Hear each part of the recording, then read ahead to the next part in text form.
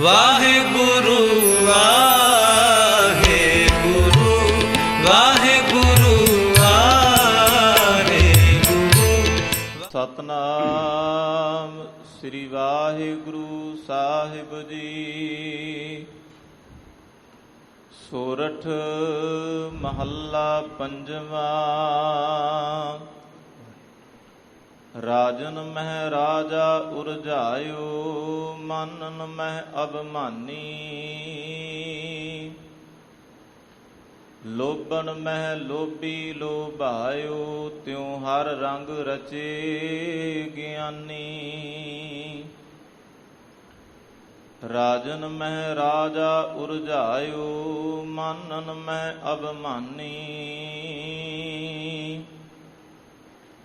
ਲੋਭਨ ਮਹਿ ਲੋਭੀ ਲੋਭਾਇਓ, ਤਿਉ ਹਰ ਰੰਗ ਰਚੇ ਗਿਆਨੀ। ਹਰ ਜਨ ਕੋ ਇਹੀ ਸੁਹਾਵੈ, ਪੇਖ ਨਿਕਟ ਕਰ ਸੇਵਾ ਸਤਿਗੁਰ। ਹਰ ਕੀਰਤਨ ਹੀ ਤ੍ਰਿਪਤਾਵੈ ਰਹਾਉ। ਅਮਲਨ ਸਿਉ ਅਮਲੀ ਲਪਟਾਇਓ, ਭੂਮਨ ਭੂਮ ਪਿਆਰੀ। ਖੀਰ ਸੰਗ ਬਾਰਕ ਹੈ ਲੀਨਾ, ਪ੍ਰਭ ਸੰਤ ਐਸੇ ਹਿਤਕਾਰੀ। ਵਿਦਿਆ ਮੈਂ ਵਿਦਵੰਸੀ ਰਚਿਆ, ਨੈਣ ਦੇਖ ਸੁਖ ਪਾਵਹਿ। ਜੈਸੇ ਰਸਨਾ ਸਾਧ ਲੁਭਾਨੀ, ਤਿਉ ਹਰ ਜਨ ਹਰ ਗੁਣ ਗਾਵਹਿ। ਜੈਸੀ ਭੂਖ ਤੈਸੀ ਕਾ ਪੂਰਕ, ਸਗਲ ਘਟਾਂ ਕਾ ਸੁਆਮੀ। ਨਾਨਕ ਪਿਆਸ ਲੱਗੀ ਦਰਸ਼ਨ ਕੀ, ਪ੍ਰਭ ਮਿਲਿਆ ਅੰਤਰ ਜਾਮੀ। ਜੈਸੀ ਭੂਖ ਤੈਸੀ ਕਾ ਪੂਰਕ, ਸਗਲ ਘਟਾਂ ਕਾ ਸੁਆਮੀ। ਨਾਨਕ ਪਿਆਸ ਲੱਗੀ ਦਰਸ਼ਨ ਕੀ, ਪ੍ਰਭ ਮਿਲਿਆ ਅੰਤਰ ਜਾਮੀ। ਵਾਹਿਗੁਰੂ ਜੀ ਕਾ ਖਾਲਸਾ, ਵਾਹਿਗੁਰੂ ਜੀ ਕੀ ਫਤਿਹ। ਜੁਗ ਹੋ ਜੁਗ ਅਟਲ, ਖੰਡਾਂ ਬ੍ਰਹਿਮੰਡਾਂ ਦੇ ਮਾਲਕ, ਵਾਲੀਏ ਕੁਲ ਆਲਮ, ਪਾਕ ਏ ਪਵਿੱਤਰ ਰੂਹਾਂ ਦੀ ਰੂਹਾਨੀ ਜੋਤ। ਸ਼ਬਦ ਗੁਰੂ ਸ਼ਬਦਾ ਅਵਤਾਰ, ਬਾਣੀ ਦੇ ਬੋਹਿਥ ਕਲਯੁਗ ਦੀ ਜਹਾਜ਼ ਖੇਵਟ ਗੁਰੂ। ਧੰਨ ਧੰਨ ਸ੍ਰੀ ਗੁਰੂ ਗ੍ਰੰਥ ਸਾਹਿਬ ਮਹਾਰਾਜ ਜੀ ਦੀ ਮੁਬਾਰਕ ਮਿੱਠੀ ਅਤੇ ਨਿੱਘੀ ਗੋਦ ਵਿੱਚ ਜੁੜ ਬੈਠ ਕਰਕੇ ਅੱਜ ਅੰਮ੍ਰਿਤ ਵੇਲੇ ਧੰਨ ਧੰਨ ਸ੍ਰੀ ਗੁਰੂ ਰਾਮਦਾਸ ਮਹਾਰਾਜ ਜੀ ਦੇ ਦਰ ਘਰ ਦੇ ਅੰਦਰ ਸੱਚਖੰਡ ਸ੍ਰੀ ਦਰਬਾਰ ਸਾਹਿਬ ਤੋਂ ਸ੍ਰੀ ਗੁਰੂ ਗ੍ਰੰਥ ਸਾਹਿਬ ਮਹਾਰਾਜ ਜੀ ਨੇ ਅੰਮ੍ਰਿਤ ਵੇਲੇ ਸੋਹਣੇ ਤਖਤਾਂ ਤੇ ਸੁਭਾਏਮਾਨ ਹੋ ਕਰਕੇ ਜੋ ਸਮੁੱਚੀ ਮਾਨਵਤਾ ਦੀ ਕਲਿਆਣਤਾ ਵਾਸਤੇ ਅੰਮ੍ਰਿਤਮਈ ਉਪਦੇਸ਼ ਬਖਸ਼ਿਸ਼ ਕੀਤਾ ਹੈ, ਤਿਸ ਦੀ ਵਿਚਾਰ ਦੀਵਾਨ ਹਾਲ ਮੰਜੀ ਸਾਹਿਬ ਵਿਖੇ ਸਰਵਣ ਕਰਨ ਆਈ ਗੁਰੂ ਰੂਪ ਗੁਰੂ ਖਾਲਸਾ, ਗੁਰੂ ਸਵਾਰੀ ਸਾਧ ਸੰਗਤ। ਮੀਡੀਆ ਦੇ ਦੁਆਰਾ ਅਸੀਂ ਘਰਾਂ ਵਿੱਚ ਬੈਠੇ ਵੀ ਸਤਿਗੁਰੂ ਪਾਤਸ਼ਾਹ ਜੀ ਦੇ ਅੰਮ੍ਰਿਤਮਈ ਬਚਨਾਂ ਦੀ ਵਿਚਾਰ ਦੀ ਤਾਂਘ ਵਿੱਚ ਬੈਠੇ ਹਾਂ। ਅੱਜ ਸਤਿਗੁਰੂ ਪਾਤਸ਼ਾਹ ਜੀ ਨੇ ਸਾਨੂੰ ਸੰਸਾਰਿਕ ਜੀਵਾਂ ਨੂੰ ਸਾਡੀ ਕਲਿਆਣਤਾ ਵਾਸਤੇ ਜੋ ਅੰਮ੍ਰਿਤਮਈ ਉਪਦੇਸ਼ ਬਖਸ਼ਿਸ਼ ਕੀਤਾ ਹੈ, ਤਿਸ ਦੀ ਵਿਚਾਰ ਸਾਂਝੀ ਕਰਨ ਤੋਂ ਪਹਿਲਾਂ ਆਓ ਆਪਾਂ ਜਿੰਨੇ ਵੀ ਸਰੀਰ ਸਾਹਿਬ ਜੀ ਦੀ ਪਾਵਨ ਪਿੱਤਰ ਗੋਦ ਵਿੱਚ ਜੁੜ ਬੈਠੇ ਹਾਂ, ਗੁਰੂ ਸਾਹਿਬ ਜੀ ਦੀ ਬਖਸ਼ਿਸ਼ ਦੇ ਪਾਤਰ ਬਣਦਿਆਂ ਸਭ ਤੋਂ ਪਹਿਲਾਂ ਰਸਨਾ ਦੀ ਸਾਂਝ ਬਣਾਉਂਦਿਆਂ ਇੱਕੋ ਵਾਰੀ ਕਹਿਣ ਤੇ ਸਾਰੇ ਗੱਜ ਕੇ ਆਖੀਏ, ਵਾਹਿਗੁਰੂ ਜੀ ਕਾ ਖਾਲਸਾ, ਵਾਹਿਗੁਰੂ ਜੀ ਕੀ ਫਤਿਹ। ਅੱਜ ਦਾ ਇਹ ਪਾਵਨ ਪਿੱਤਰ ਅੰਮ੍ਰਿਤਮਈ ਉਪਦੇਸ਼ ਸ਼ਹੀਦਾਂ ਦੇ ਸਰਤਾਜ, ਸ਼ਾਂਤੀ ਦੇ ਪੁੰਜ, ਬਾਣੀ ਦੇ ਬੋਹਿਥ, ਕਲਯੁਗ ਦੇ ਜਹਾਜ਼ ਖੇਵਟ ਗੁਰੂ ਧੰਨ ਧੰਨ ਸ੍ਰੀ ਗੁਰੂ ਅਰਜਨ ਦੇਵ ਮਹਾਰਾਜ ਜੀ ਦੀ ਮੁਬਾਰਕ ਰਸਨਾ ਤੋਂ ਉਚਾਰਨ ਕੀਤਾ ਹੋਇਆ ਸੋਰਠ ਰਾਗ ਦੇ ਅੰਦਰ ਸ੍ਰੀ ਗੁਰੂ ਗ੍ਰੰਥ ਸਾਹਿਬ ਮਹਾਰਾਜ ਜੀ ਦੇ ਅੰਗ ਨੰਬਰ 613 ਦੇ ਉੱਪਰ ਸੁਭਾਏਮਾਨ ਹੈ। ਧੰਨ ਧੰਨ ਸ੍ਰੀ ਗੁਰੂ ਅਰਜਨ ਦੇਵ ਮਹਾਰਾਜ ਜੀ ਨੇ ਅੱਜ ਦੇ ਇਸ ਪਾਵਨ ਪਿੱਤਰ ਅੰਮ੍ਰਿਤਮਈ ਸ਼ਬਦ ਦੇ ਕੇਂਦਰੀ ਭਾਵ ਦੀਆਂ ਤੁਕਾਂ ਵਿੱਚ ਜੋ ਅੰਮ੍ਰਿਤਮਈ ਉਪਦੇਸ਼ ਬਖਸ਼ਿਸ਼ ਕੀਤਾ ਹੈ, ਸਮੁੱਚੇ ਸ਼ਬਦ ਵਿੱਚ ਉਸੇ ਵਿਚਾਰਧਾਰਾ ਨੂੰ ਗੁਰੂ ਸਾਹਿਬ ਜੀ ਨੇ ਖੋਲ੍ਹ ਕੇ ਬਿਆਨ ਕੀਤਾ ਹੈ। ਆਓ ਆਰੰਭ ਤੋਂ ਅੰਮ੍ਰਿਤਮਈ ਸ਼ਬਦ ਦੀ ਵਿਚਾਰ ਦੇ ਨਾਲ ਜੁੜਨਾ ਕਰਦੇ ਹਾਂ ਤਾਂ ਕਿ ਸਮਝ ਵਿੱਚ ਆ ਸਕੇ ਕਿ ਧੰਨ ਧੰਨ ਸ੍ਰੀ ਗੁਰੂ ਅਰਜਨ ਦੇਵ ਮਹਾਰਾਜ ਜੀ ਸਾਡੇ ਸੰਸਾਰਿਕ ਜੀਵਨ ਦੀ ਕਲਿਆਣਤਾ ਵਾਸਤੇ ਅੱਜ ਦੇ ਇਸ ਅੰਮ੍ਰਿਤਮਈ ਉਪਦੇਸ਼ ਦੇ ਅੰਦਰ ਸਾਨੂੰ ਸੰਸਾਰਿਕ ਜੀਵਾਂ ਨੂੰ ਕੀ ਸੇਧ, ਕੀ ਗਿਆਨ, ਕੀ ਉਪਦੇਸ਼ ਬਖਸ਼ਿਸ਼ ਕਰਦੇ ਹਨ। ਸਤਨਾਮ ਸ੍ਰੀ ਵਾਹਿਗੁਰੂ ਸਾਹਿਬ ਜੀ। ਸੋਰਠ ਮਹੱਲਾ ਪੰਜਵਾਂ। ਰਾਜਨ ਮਹਿ ਰਾਜਾ ਉਰਝਾਇਓ, ਮਾਨਨ ਮਹਿ ਅਭਿਮਾਨੀ। ਧੰਨ ਧੰਨ ਸ੍ਰੀ ਗੁਰੂ ਅਰਜਨ ਦੇਵ ਮਹਾਰਾਜ ਜੀ ਨੇ ਅੱਜ ਦੇ ਇਸ ਪਾਵਨ ਪਿੱਤਰ ਸ਼ਬਦ ਦੇ ਆਰੰਭ ਵਾਲੀਆਂ ਤੁਕਾਂ ਵਿੱਚ ਇੱਕ ਉਦਾਹਰਨ ਦਿੱਤੀ ਹੈ ਤੇ ਜੇ ਆਪਾਂ ਸਮੁੱਚੇ ਸ਼ਬਦ ਦੇ ਵਿਚਾਰ ਨੂੰ ਪੜ੍ਹ ਕੇ ਵੇਖੀਏ ਤੇ ਰਹਾਉ ਦੀਆਂ ਤੁਕਾਂ ਦੇ ਵਿੱਚ ਗੁਰੂ ਸਾਹਿਬ ਜੀ ਨੇ ਬੜੇ ਪਿਆਰੇ ਬਚਨ ਬਖਸ਼ਿਸ਼ ਕੀਤੇ ਹਨ। ਹਰ ਜਨ ਕੋ ਇਹੀ ਸੁਹਾਵੈ, ਪੇਕ ਨਿਕਟ ਕਰ ਸੇਵਾ ਸਤਿਗੁਰ, ਹਰ ਕੀਰਤਨ ਹੀ ਤ੍ਰਿਪਤਾਵੈ। ਕਿ ਹਰੀ ਦੇ ਜਨ ਨੂੰ, ਰੱਬ ਦੇ ਪਿਆਰੇ ਨੂੰ ਕੀ ਭਾਉਂਦਾ ਹੈ। ਗੁਰੂ ਸਾਹਿਬ ਜੀ ਨੇ ਬੜੇ ਪਿਆਰੇ ਬਚਨ ਬਖਸ਼ਿਸ਼ ਕੀਤੇ ਨੇ। ਹਰ ਜਨ, ਹਰੀ ਦੇ ਜਨ ਨੂੰ ਕੀ ਸੁਹਾਉਂਦਾ ਹੈ। ਸੁਹਾਉਂਦੇ ਤੋਂ ਭਾਵ ਹੁੰਦਾ ਕਿ ਕੀ ਭਾਉਂਦਾ ਹੈ, ਕੀ ਚੰਗਾ ਲੱਗਦਾ।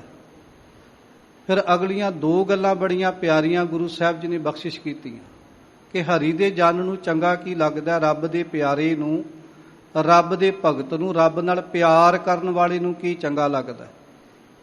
ਫਿਰ ਉਹਦੀਆਂ ਉਦਾਹਰਨਾਂ ਦੇ ਦੇ ਕੇ ਗੁਰੂ ਸਾਹਿਬ ਜੀ ਨੇ ਸਮੁੱਚੇ ਸ਼ਬਦ ਵਿੱਚ ਸਮਝਾਉਣਾ ਕੀਤਾ। ਜਿਵੇਂ ਆਪਾਂ ਕਿਸੇ ਨੂੰ ਕੋਈ ਗੱਲ ਕਹਿ ਦਈਏ ਤੇ ਜੇ ਉਹਦੇ ਗੱਲ ਸਮਝ ਵਿੱਚ ਨਾ ਆਵੇ ਤੇ ਫਿਰ ਆਪਾਂ ਉਹਦੇ ਵਾਸਤੇ ਉਹਨੂੰ ਉਦਾਹਰਨਾਂ ਦੇ ਕੇ ਸਮਝਾਉਣ ਦੇ ਯਤਨ ਕਰਦੇ ਕਿ ਭਾਈ ਫਲਾਣੇ ਨਾਲ ਇੱਦਾਂ ਹੋਇਆ ਤੇ ਉਹਦੇ ਨਾਲ ਇੱਦਾਂ ਦੀ ਘਟਨਾ ਵਰਤੀ।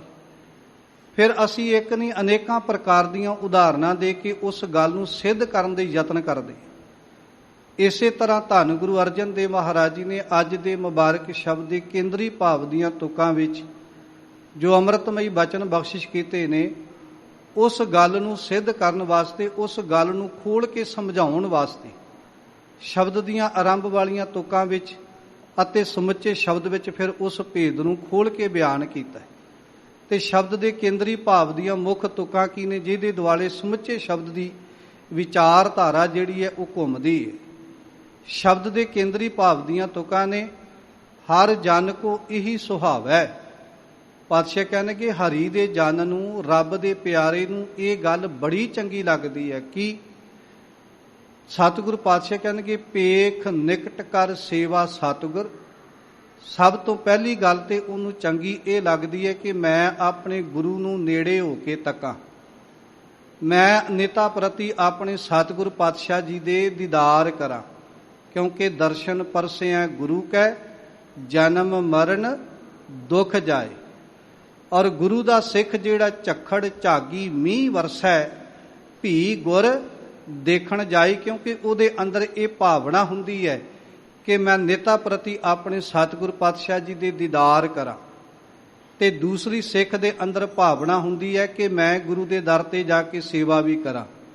ਪਾਤਸ਼ਾਹ ਕਹਿਣਗੇ ਪਹਿਲੀ ਗੱਲ ਪੇਖ ਨਿਕਟ ਕਰ ਸੇਵਾ ਸਤਿਗੁਰ, ਹਰ ਕੀਰਤਨ ਹੀ ਤ੍ਰਿਪਤਾਵੈ। ਪਾਤਸ਼ਾਹ ਕਹਿਣਗੇ ਦੂਜੀ ਉਹਦੀ ਭਾਵਨਾ ਹੁੰਦੀ ਹੈ ਮੈਂ ਗੁਰੂ ਦੇ ਦਰ ਤੇ ਜਾ ਕੇ ਸੇਵਾ ਕਰਾਂ। ਸੇਵਾ ਕਰਨ ਵਾਸਤੇ ਦੂਰ ਦੁਰਾਡੇ ਤੋਂ ਚੱਲ ਕੇ ਸੰਗਤਾਂ ਧੰਨ ਧੰਨ ਸ੍ਰੀ ਗੁਰੂ ਰਾਮਦਾਸ ਮਹਾਰਾਜ ਜੀ ਦੇ ਦਰ ਤੇ ਪਹੁੰਚਦੀਆਂ ਨੇ। ਕਿਉਂਕਿ ਹਰੇਕ ਗੁਰੂ ਦੇ ਸਿੱਖ ਦੀ ਭਾਵਨਾ ਇਹ ਹੈ, ਕਿਉਂਕਿ ਸੇਵਾ ਦੇ ਵਿੱਚੋਂ ਹੀ ਇਹ ਸਾਰੀਆਂ ਬਰਕਤਾਂ ਗੁਰੂ ਰਾਮਦਾਸ ਦੇ ਘਰ ਦੀਆਂ ਰਹਿਮਤਾਂ ਜਿਹੜੀਆਂ ਨੇ ਉਹ ਗੁਰੂ ਦੇ ਸਿੱਖ ਨੂੰ ਪ੍ਰਾਪਤ ਹੁੰਦੀਆਂ ਨੇ। ਦੂਰ ਦੁਰਾਡੇ ਤੋਂ ਚੱਲ ਕੇ, ਕਿਉਂਕਿ ਸਤਿਗੁਰ ਪਾਤਸ਼ਾਹ ਜੀ ਦੇ ਮੁਬਾਰਕ ਬਚਨ ਆਪਾਂ ਪੜ੍ਹਦੇ ਹਾਂ, ਸਾ ਸੇਵਾ ਕੀਤੀ ਸਫਲ ਹੈ ਜਿਤ ਸਤਿਗੁਰ ਕਾ ਮਨ ਮੰਨੇ। ਤੇ ਨਾਲ ਗੁਰੂ ਸਾਹਿਬ ਜੀ ਨੇ ਸੇਵਾ ਕਰਨ ਦਾ ਇੱਕ ਤਰੀਕਾ ਵੀ ਸਾਨੂੰ ਦੱਸਿਆ ਕਿ ਗੁਰੂ ਕੇ ਸਿੱਖ ਨੇ ਸੇਵਾ ਕਿਵੇਂ ਕਰਨੀ। ਸਾਹਿਬਾਂ ਨੇ ਉਦਾਹਰਨ ਦਿੱਤੀ। ਪਾਤਸ਼ਾਹ ਕਹਿੰਦੇ ਪਹਿਲੀ ਗੱਲ ਕਿ ਗੁਰੂ ਕੇ ਸਿੱਖ ਨੂੰ ਏਦਾਂ ਸੇਵਾ ਕਰਨੀ ਚਾਹੀਦੀ ਹੈ ਜਿਵੇਂ ਹਸਤੀ ਸਿਰ ਜਿਉ ਅੰਕਸ ਹੈ, ਅਹਰਣ ਜਿਉ ਸਿਰ ਦੇ, ਮਨ ਤਨ ਆਗਿਆ ਰਾਖ ਕੈ ਊ ਭੀ ਸੇਵ ਕਰੇ, ਇਉ ਗੁਰਮੁਖ ਆਪ ਨਿਵਾਰੀਐ ਸਭ ਰਾਜ ਸ੍ਰਿਸ਼ਟ ਕਾਲੇ। ਕਹਿੰਦੇ ਕਿ ਇਸੇ ਤਰ੍ਹਾਂ ਜਿਵੇਂ ਹਾਥੀ ਬਲਵਾਨ ਹੁੰਦਿਆਂ ਹੋਇਆਂ ਵੀ, ਤਾਕਤਵਰ ਹੁੰਦਿਆਂ ਹੋਇਆਂ ਵੀ ਆਪਣਾ ਮਾਣ ਛੱਡ ਕੇ, ਆਪਣੀ ਤਾਕਤ ਦਾ ਹੰਕਾਰ ਛੱਡ ਕੇ ਤੇ ਰਥਵਾਨ ਦੀ ਜਿਹੜਾ ਉਹ ਸੇਵਾ ਕਰਦਾ। ਸਾਧ ਸੰਗਤ, ਹਾਥੀ ਜਿਹੜਾ ਆਪਣੀ ਤਾਕਤ ਦਾ ਹੰਕਾਰ ਨਹੀਂ ਕਰਦਾ, ਪਰ ਹਾਥੀ ਨੂੰ ਚਲਾਉਣ ਵਾਲਾ ਮਨੁੱਖ ਜਿਹੜਾ ਹੁੰਦਾ ਹੈ ਉਹ ਹਾਥੀ ਦੇ ਸਿਰ ਦੇ ਉੱਤੇ ਕੁੰਡੇ ਵੀ ਮਾਰਦਾ ਹੈ ਤੇ ਹਾਥੀ ਉਹਦਾ ਆਗਿਆਕਾਰੀ ਹੋ ਕੇ ਫਿਰ ਵੀ ਉਹਦੀ ਸੇਵਾ ਕਰਦਾ, ਬਲਕਿ ਉਹ ਹਾਥੀ ਦੀ ਲੱਤ ਜਿੰਨਾ ਹੁੰਦਾ ਹੈ। ਗੁਰੂ ਸਾਹਿਬ ਜੀ ਕਹਿੰਦੇ ਇਸੇ ਤਰ੍ਹਾਂ ਜੇ ਕੋਈ ਮਨੁੱਖ ਰਾਜ ਮਿਲਖ ਸਿੱਖ ਦਾਰੀਆਂ ਅਗਨੀ ਮੈਂ ਜਾਲ, ਸੰਤ ਜਨਾ ਕਾ ਸ਼ੋਹਰਾ ਤਿਸ ਚਰਨੀ ਲਾਗ, ਮਾਇਆ ਧਾਰੀ ਛਤਰ ਪਤ ਤਿਨ ਛੋਡੂ ਤਿਆਗ। ਤੇ ਜੇ ਕੋਈ ਗੁਰੂ ਕਾ ਸਿੱਖ ਇਸੇ ਤਰ੍ਹਾਂ ਆਪਣਾ ਮਾਣ, ਆਪਣਾ ਹੰਕਾਰ ਇਹ ਛੱਡ ਕੇ ਗੁਰੂ ਦੇ ਦਰ ਤੇ ਆ ਕੇ ਸੇਵਾ ਕਰਦਾ ਹੈ ਤੇ ਸੱਚ ਜਾਣਿਓ, ਗੁਰੂ ਸਾਹਿਬ ਜੀ ਕਹਿੰਦੇ ਉਹ ਗੁਰਮੁਖ ਆਪ ਨਿਵਾਰੀਏ। ਕਹਿੰਦੇ ਜੇ ਕਿਤੇ ਗੁਰੂ ਕਾ ਸਿੱਖ ਵੀ ਏਦਾਂ ਗੁਰੂ ਦੇ ਦਰ ਤੇ ਨਿਭ ਕੇ ਸੇਵਾ ਕਰ ਲਵੇ ਤੇ ਪਾਤਸ਼ਾਹ ਕਹਿਣਗੇ ਇਸੇ ਤਰ੍ਹਾਂ ਫਿਰ ਗੁਰੂ ਦੇ ਸਿੱਖ ਨੂੰ ਸਭ ਰਾਜ ਸ੍ਰਿਸ਼ਟ ਕਾ ਲੇ, ਕਹਿੰਦੇ ਕਿ ਸਾਰੀ ਸ੍ਰਿਸ਼ਟੀ ਦਾ ਰਾਜ ਭਾਗ ਪ੍ਰਾਪਤ ਹੋ ਜਾਂਦਾ ਹੈ। ਏਡੀਆਂ ਵੱਡੀਆਂ ਬਖਸ਼ਿਸ਼ਾਂ ਗੁਰੂ ਦੇ ਦਰ ਦੀ ਸੇਵਾ ਦੇ ਵਿੱਚੋਂ ਪ੍ਰਾਪਤ ਹੁੰਦੀਆਂ ਨੇ। ਜੇ ਸੇਵਾ ਦੀ ਗੱਲ ਕਰੀਏ ਨਾ ਸਾਧ ਸੰਗਤ, ਧੰਨ ਗੁਰੂ ਰਾਮਦਾਸ ਮਹਾਰਾਜ ਜੀ ਦੇ ਘਰ ਦੇ ਲੰਗਰਾਂ ਦਾ ਜਿਹੜਾ ਪ੍ਰਬੰਧ ਹੈ ਨਾ, ਜੇ ਅਸੀਂ ਕਹੀਏ ਨਾ ਕਿ ਸ਼੍ਰੋਮਣੀ ਕਮੇਟੀ ਚਲਾ ਸਕਦੀ ਹੈ, ਨਹੀਂ ਚਲਾਇਆ ਜਾ ਸਕਦਾ। ਇਹ ਸੰਗਤਾਂ ਹੀ ਚਲਾਉਂਦੀਆਂ ਨੇ ਤੇ ਸੰਗਤਾਂ ਦੇ ਦੁਆਰਾ ਹੀ ਧੰਨ ਗੁਰੂ ਰਾਮਦਾਸ ਮਹਾਰਾਜ ਜੀ ਦੇ ਦਰ ਘਰ ਦੇ ਏਡੇ ਵੱਡੇ ਲੰਗਰ ਦੇ ਪ੍ਰਬੰਧ ਚੱਲਦੇ ਨੇ। ਦੂਰ ਦੁਰਾਡੇ ਤੋਂ ਚੱਲ ਕੇ ਆ ਕੇ ਸੰਗਤਾਂ ਸੇਵਾ ਕਰਦੇ ਨੇ, ਕਿਉਂਕਿ ਸੇਵਾ ਦੇ ਵਿੱਚੋਂ ਹੀ ਸਾਰੀਆਂ ਬਰਕਤਾਂ ਮਿਲਦੀਆਂ।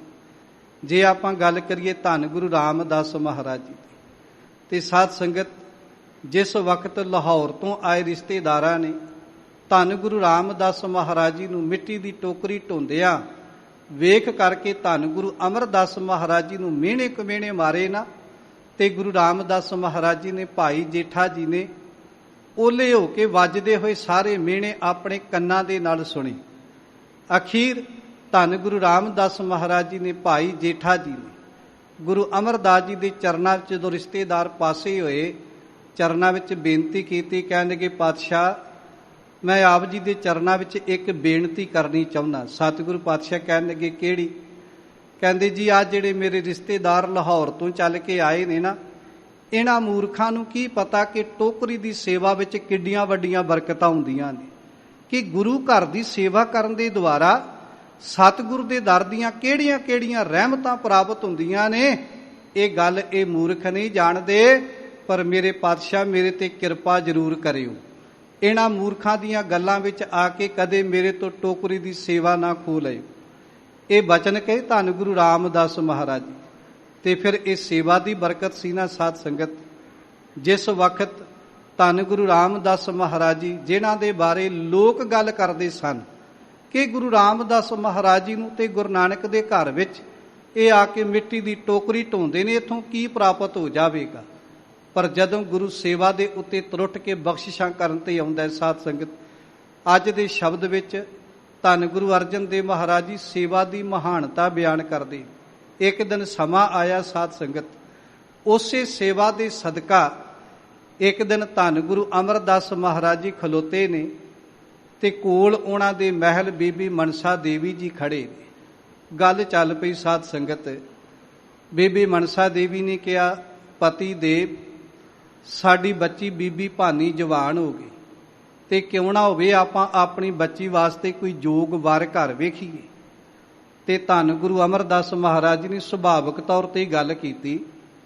ਕਹਿਣ ਲੱਗੇ ਫਿਰ ਆਪਣੀ ਬੱਚੀ ਵਾਸਤੇ ਸੁਭਾਗ ਸੰਜੋਗ ਕੈਸਾ ਹੋਣਾ ਚਾਹੀਦਾ। ਉਧਰੋਂ ਭਾਈ ਜੇਠਾ ਜੀ ਲਿਬੜੇ ਤਿਬੜੇ ਹੋਏ ਕੱਪੜੇ ਸਿਰ ਦੇ ਉੱਤੇ ਚੁੱਕੀ ਹੋਈ ਮਿੱਟੀ ਦੀ ਟੋਕਰੀ, ਤੁਰੇ ਆ ਰਹੇ ਸਨ ਨਿਮਰਤਾ ਤੇ ਹਲੀਮੀ ਦੇ ਨਾਲ। ਹਿਰਦਾ ਗਦਗਦ ਹੋਇਆ ਪਿਆ ਸੀ। ਤੁਰਦਿਆਂ ਆਉਂਦਿਆਂ ਵੇਖ ਕੇ ਤੇ ਧੰਨ ਗੁਰੂ ਅਮਰਦਾਸ ਮਹਾਰਾਜ ਜੀ ਨੇ ਜਦੋਂ ਗੱਲ ਪੁੱਛੀ ਨਾ ਕਿ ਲੜਕਾ ਕਿਹੋ ਜਿਹਾ ਹੋਣਾ ਚਾਹੀਦਾ, ਤੇ ਇਸ਼ਾਰਾ ਕੀਤਾ ਭਾਈ ਜੇਠਾ ਜੀ ਵੱਲ। ਕਹਿਣ ਲੱਗੇ ਵੀ ਜੇ ਸਾਡੀ ਬੱਚੀ ਵਾਸਤੇ ਕੋਈ ਲੜਕਾ ਚਾਹੀਦਾ ਨਾ, ਇਦਾਂ ਦਾ ਸੋਹਣਾ ਸੁਨੱਖਾ, ਇਦਾਂ ਦਾ ਹੋਣਹਾਰ ਤੇ ਇਦਾਂ ਦਾ ਪਿਆਰਾ ਨਿਮਰਤਾ ਵਾਲਾ ਲੜਕਾ ਸਾਡੀ ਬੱਚੀ ਵਾਸਤੇ ਚਾਹੀਦਾ। ਕਹਿਣ ਲੱਗੇ ਕੈਸਾ? ਇਸ਼ਾਰਾ ਕੀਤਾ ਭਾਈ ਜੇਠਾ ਜੀ ਵੱਲ, ਜਿਹੋ ਜਿਹਾ ਭਾਈ ਜੇਠਾ ਤੁਰਿਆ ਆ ਰਿਹਾ। ਇੰਜ ਕਹਿ ਦਈਏ ਸਾਧ ਸੰਗਤ, ਭਾਈ ਜੇਠਾ ਜੀ ਵੱਲ ਇਸ਼ਾਰਾ ਕਰਕੇ ਇਹ ਗੱਲ ਕਹੀ ਤੇ ਗੁਰੂ ਅਮਰਦਾਸ ਜੀ ਨੇ ਆਵਾਜ਼ ਮਾਰ ਕੇ ਕੋਲ ਆ ਕੇ ਕਿਹਾ। ਕਹਿਣ ਲੱਗੇ ਪੁੱਤਰਾ, ਤੇਰੇ ਨਾਲ ਇੱਕ ਗੱਲ ਕਰਨੀ ਚਾਹੁੰਦੇ ਆ। ਭਾਈ ਜੇਠਾ ਜੀ ਨੇ ਟੋਕਰੀ ਥੱਲੇ ਰੱਖੀ। ਕਹਿਣ ਲੱਗੇ ਹਾਂਜੀ ਸਤਿਗੁਰੂ। ਕਹਿੰਦੇ ਭਾਈ ਜੇਠਿਆ ਸਾਡਾ ਜਵਾਈ ਬਣੇ। ਜਵਾਈ ਬਣੇਗਾ? ਭਾਈ ਜੇਠਾ ਜੀ ਦੇ ਪੈਰਾਂ ਥੱਲੋਂ ਜ਼ਮੀਨ ਨਿਕਲ ਗਈ ਸਾਧ ਸੰਗਤ, ਕਿਉਂਕਿ ਇਹ ਗੱਲ ਕਦੇ ਮਨ ਵਿੱਚ ਸੋਚੀ ਨਹੀਂ ਸੀ ਕਿ ਮੈਨੂੰ ਸੇਵਾ ਕਰਕੇ ਏਡੀਆਂ ਵੱਡੀਆਂ ਬਖਸ਼ਿਸ਼ਾਂ ਵੀ ਗੁਰੂ ਰੱਬ ਦੇ ਘਰ ਦੇ ਵਿੱਚੋਂ, ਗੁਰੂ ਅਮਰਦਾਸ ਜੀ ਦੇ ਦਰ ਵਿੱਚੋਂ ਪ੍ਰਾਪਤ ਹੋ ਸਕਦੀਆਂ ਨੇ। ਔਰ ਸਾਧ ਸੰਗਤ ਜਦੋਂ ਇੰਨੀ ਗੱਲ ਕਹੀ ਨਾ, ਸਾਡਾ ਜਵਾਈ ਬਣੇਗਾ, ਨਿਮਰਤਾ ਸਹਿਤ ਸਤਿਗੁਰੂ ਪਾਤਸ਼ਾਹ ਜੀ ਦੇ ਚਰਨਾਂ ਵਿੱਚ ਸੀਸ ਝੁਕਾਇਆ ਤੇ ਧੰਨ ਗੁਰੂ ਅਮਰਦਾਸ ਮਹਾਰਾਜ ਜੀ ਨੇ ਉਸੇ ਵਕਤ ਲਾਗੇ ਖੜੇ ਕੋਲ ਮਹਿਲ ਨੇ ਬੀਬੀ ਮਨਸਾ ਦੇਵੀ ਜੀ, ਉਹ ਕਹਿਣ ਲੱਗੇ ਪਤੀ ਦੇਵ, ਵੈਸੇ ਤੇ ਤੁਹਾਡਾ ਫੈਸਲਾ ਅਟੱਲ ਹੈ, ਪਰ ਮੈਂ ਫਿਰ ਵੀ ਤੁਹਾਡੇ ਚਰਨਾਂ 'ਚ ਇੱਕ ਬੇਨਤੀ ਕਰਨੀ ਚਾਹੁੰਦੀ ਹਾਂ। ਗੁਰੂ ਅਮਰਦਾਸ ਮਹਾਰਾਜ ਜੀ ਕਹਿੰਦੇ ਦੱਸੋ। ਕਹਿਣ ਲੱਗੀ ਜਦੋਂ ਆਪਾਂ ਆਪਣੇ ਜਿਗਰ ਦੇ ਟੁਕੜੇ ਨੂੰ ਕਿਸੇ ਦੇ ਘਰ ਦਾ ਸ਼ਿੰਗਾਰ ਬਣਾਈਏ ਨਾ, ਤੇ 2-3 ਚੀਜ਼ਾਂ ਖਾਸ ਕਰਕੇ ਨੋਟ ਕਰਦੇ ਆ ਵੀ ਉਹਨਾਂ ਦਾ ਘਰ ਕੈਸਾ ਹੈ। ਦੂਸਰੀ ਗੱਲ ਨੋਟ ਕਰਦੇ ਆ ਉਹ ਖਾਂਦੇ ਪੀਂਦੇ ਕੈਸਾ ਨੇ, ਤੇ ਤੀਸਰੀ ਗੱਲ ਨੋਟ ਕਰਦੇ ਆ ਉਹ ਪਹਿਨਦੇ ਕੈਸਾ ਨੇ। ਤੇ ਮੈਂ ਪਹਿਲੀ ਗੱਲ ਬੇਨਤੀ ਕਰਨੀ ਚਾਹੁੰਦੀ ਆ ਪਤੀ ਦੇਵ, ਜਿਹਦੇ ਲੜ ਤੁਸੀਂ ਬੱਚੀ ਨੂੰ ਲਾਉਣ ਦਾ ਫੈਸਲਾ ਕੀਤਾ, ਇਹ ਗੱਲ ਤਾਂ ਤੁਹਾਡੀ ਅਟੱਲ ਹੈ, ਪਰ ਮੈਂ ਇੱਕ ਗੱਲ ਕਹਿਣੀ ਚਾਹੁੰਦੀ ਆ, ਹੋ ਸਕਦਾ ਜਿਵੇਂ ਇੱਕ ਮਾਂ ਆਪਣੀ ਧੀ ਵਾਸਤੇ ਰੱਬ ਦੇ ਘਰ ਵਿੱਚੋਂ ਕੁਝ ਮੰਗ ਰਹੀ ਹੋਵੇ ਨਾ, ਏਦਾਂ ਬੀਬੀ ਮਨਸਾ ਦੇਵੀ ਨੇ ਗੱਲ ਕਹਿ ਦਿੱਤੀ। ਕਹਿਣ ਲੱਗੇ ਪਤੀ ਦੇਵ, ਅੱਜ ਇਹਦੇ ਲੜ ਆਪਾਂ ਜਿਗਰ ਦਾ ਟੁਕੜਾ ਲਾ ਰਹੇ ਆ ਨਾ, ਇਹਦੇ ਵਿਚਾਰੇ ਕੋਲ ਤੇ ਅਜੇ ਤੱਕ ਆਪਣਾ ਘਰ ਹੀ ਕੋਈ ਨਹੀਂ। ਵੇਖੋ ਸਾਧ ਸੰਗਤ, ਗੱਲ ਚੱਲੀ ਸੇਵਾ ਦੀ। ਕਹਿਣਗੇ ਇਹਦੇ ਵਿਚਾਰੇ ਕੋਲ ਤੇ ਆਪਣਾ ਘਰ ਹੀ ਕੋਈ ਨਹੀਂ। ਤੇ ਜਦੋਂ ਇੰਨੀ ਗੱਲ ਕਹੀ ਨਾ, ਤੇ ਧੰਨ ਗੁਰੂ ਅਮਰਦਾਸ ਮਹਾਰਾਜ ਜੀ ਨੇ ਬੜੇ ਪਿਆਰੇ ਬੋਲ ਕੇ ਕਹਿਣਗੇ ਮਨਸਾ ਦੇਵੀ, ਤੂੰ ਕਹਿੰਦੀ ਹੈ ਇਹਦੇ ਕੋਲ ਆਪਣਾ ਘਰ ਕੋਈ ਨਹੀਂ। ਦੁਨੀਆ ਦੇ ਲੋਕਾਂ ਦੇ ਘਰ ਬਣਦੇ ਨੇ ਪਰ ਸਮਾਂ ਪਾ ਕੇ ਢਹਿ ਜਾਂਦੇ ਨੇ। ਉਹ ਜਿਹੜਾ ਭਾਈ ਜੇਠੇ ਦਾ ਘਰ ਹੋਵੇਗਾ ਨਾ, ਉਹ ਜੁਗੋ ਜੁਗ ਅਟੱਲ ਰਹਿਣ ਵਾਲਾ ਹੋਵੇਗਾ।